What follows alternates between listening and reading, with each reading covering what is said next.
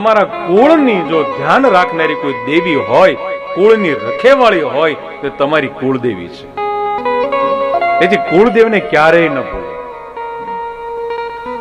તમારે 12 મહિનામાં તમારા કુળદેવનો મઢ હોય તો ત્યાં હવન થતો તો જવું જોઈએ.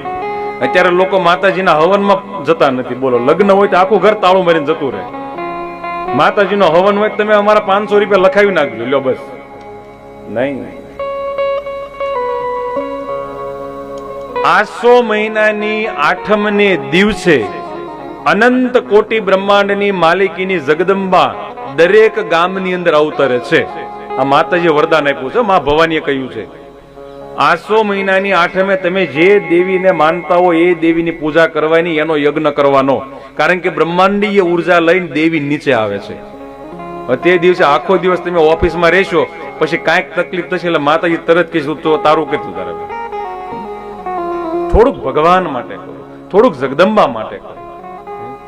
આટલું સુંદર શરીર આપ્યું, તમે કુળદેવીને નહીં યાદ કરો? તમે ખોડિયારને માનો, બ્રહ્માંડને માનો, કાળક્યા માતાજીને માનો, મહાકાળીને માનો, કેટલી દેવીઓ છે. અંતે સ્વરૂપ તો પાર્વતીનું જ છે બધું જ, પણ ગુણ રૂપે જુદું જુદા પ્રગટ્યા છે. તેથી જીવનમાં સુખી થવું હોય તો કુળદેવીને ક્યારેય ભૂલતા નહીં.